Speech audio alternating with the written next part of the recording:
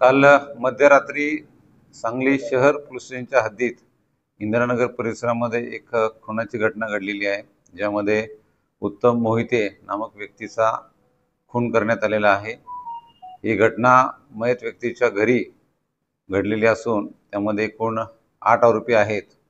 या 8 आरोपींमध्ये काहींना आता पोलिसांनी संशयितांना ताब्यात घेण्याची प्रक्रिया सुरू केलेली आहे।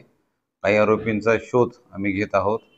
त्या ठिकाणी माझं सर्व नागरिकांना आव्हान असेल की कोणत्या प्रकारचे अफवा गैरसमज त्या ठिकाणी पसरू नयेत आणि पोलिसांनी योग्य ते उपाययोजना तात्काळ सुरू केलेली आहे। गुन्हा नंबर 592/25 हा सांगली शहर पोलीस स्टेशन इथं मयताच्या नातेवाईकाच्या फिर्यादीवरून दाखल करण्यात आलेला आहे। आणि याच प्रकरणामध्ये असे दिसून येते की या मारामारीची घटना चालू असताना आरोपीला सुद्धा त्या ठिकाणी स्टॅबिंग झालेला आहे, यामधील एका आरोपीला। आणि आज सकाळी त्या आरोपीला सुद्धा डॉक्टरांनी मृत घोषित केलेला आहे। असं याच एका घटनेमध्ये 2 व्यक्तींचा मृत्यू झालेला आहे आणि त्या ठिकाणी पोलीस अधिकचा सखोल तपास पण करत आहे। प्राथमिक माहिती बघता त्याच्यामध्ये आरोपींचं आणि मयताचं जुनं भांडणही असल्याचं दिसतं आणि त्यावरून हा खून झाल्याची शक्यता आहे।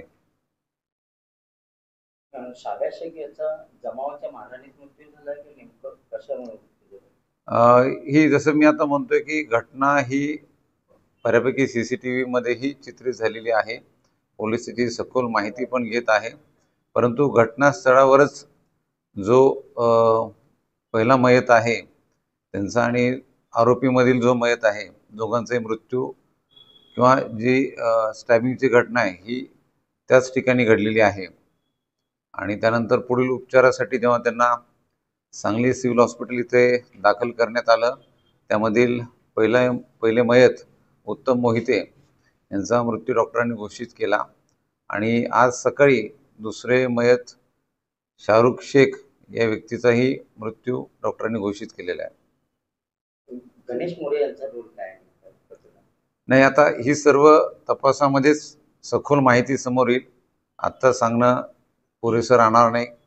तरी याच्यामध्ये आणखीन आरोपी आहेत का, याच्या मागचा उद्देश काय आहे, हे सर्व आरोपी ताब्यात आल्यानंतरच कळेल। नातेवाईकांनी गणेश मोरे यांनी त्याच्या समर्थकासह घरात घुसून हत्या केली असा आरोप केलेला आहे। काल उत्तम मोहिते यांचा वाढदिवस होता आणि त्यानिमित्तानं त्यांनी घरासमोरच जेवणाचा कार्यक्रम ठेवला होता।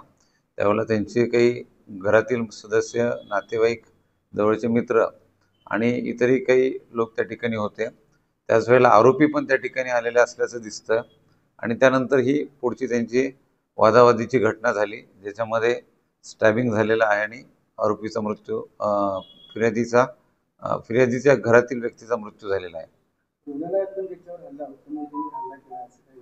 नाही, त्या ठिकाणी तात्काळ सांगली शहर पोलीस स्टेशनच्या पोलीस स्टेशन प्रभारींनी आपला स्टाफ पाठवला होता। ते स्वतः हजर होते। योग्य तो पोलीस बंदोबस्तही ठेवण्यात आला होता। त्याचबरोबर हॉस्पिटलची सुरक्षा यंत्रणा पण त्या ठिकाणी होती। सर्व CCTV फुटेज आम्ही तपासत आहोत, पण त्या ठिकाणी असं काही प्रकार घडल्याचं सध्या तरी माहिती नाही आहे।